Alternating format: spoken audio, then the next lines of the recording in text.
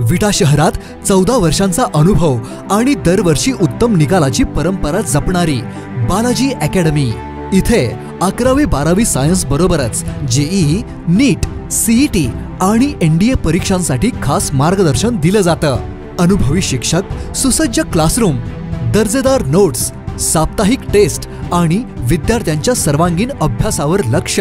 Hostel आणि मेसचीही सुविधा उपलब्ध, म्हणजे संपूर्ण अभ्यासासाठी आदर्श वातावरण। इयत्ता 11वी व 12वी प्रवेश सुरू। त्वरा करा, प्रवेश मर्यादित। शिवप्रताप गोल्ड टॉवर शेजारी, अमोल स्टेशनरीच्या वरती, विटा। तुमचं यश आमचं ध्येय। बालाजी अकॅडमी विटा, आजच प्रवेश घ्या।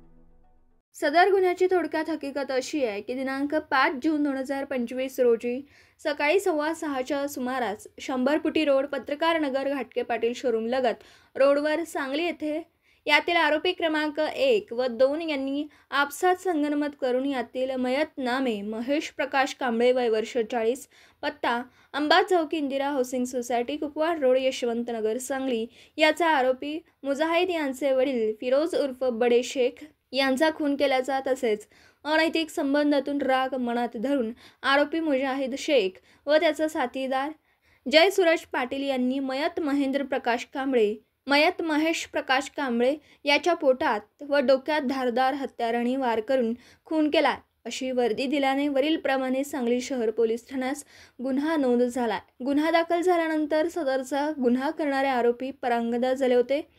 त्यांचा शोध घेऊन त्यांना लवकरात लवकर अटक करण्याबाबत माननीय पोलीस अधीक्षक सांगली यांनी प्रणिल गिल्डा, उपविभागीय पोलीस अधिकारी मिरज, विभाग मिरज, अतिकारभार शहर विभाग सांगली यांना आदेश दिले होते। त्याप्रमाणे सांगली शहर पोलीस ठाण्याकडील पोलीस निरीक्षक संजय मोरे यांना सांगली शहर पोलीस ठाण्याकडील गुन्हे प्रकटीकरण शाखेची 2 पथकं तयार करून तात्काळ आरोपीचा शोध घेऊन अटक करण्याबाबत सूचना दिल्या होत्या। दिनांक 7 जून 2025 रोजी गुन्हे प्रकटीकरण शाखेचे पोलीस उपनिरीक्षक Mahadev Pawar, police head constable 1763 Sandeep Patil, police constable 1032 Santosh Galve व पोलीस कॉन्स्टेबल 793 गौतम कांबळे यांना मिळालेल्या गोपनीय बातमीच्या आधारे गुन्ह्यातील आरोपी हे इनामधामणी येथील विठ्ठल पाटील कॉलेजजवळ पंढरपूर हायवे येथे येणार असल्याची माहिती मिळाली।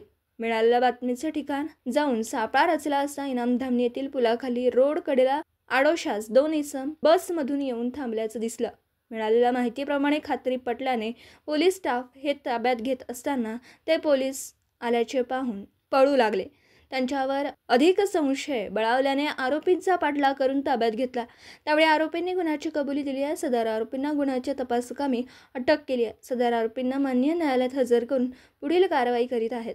सदर गुन्ह्याचा पुढील तपास श्री प्रणिल गिल्डा, उपविभागीय पोलीस अधिकारी मिरज विभाग मिरज, अतिरिक्त कारभार शहर विभाग सांगली हे करीत आहेत। दिवसभरातील घडामोडींचा आढावा घेण्यासाठी पाहत रहा N24 मराठी न्यूज चॅनल।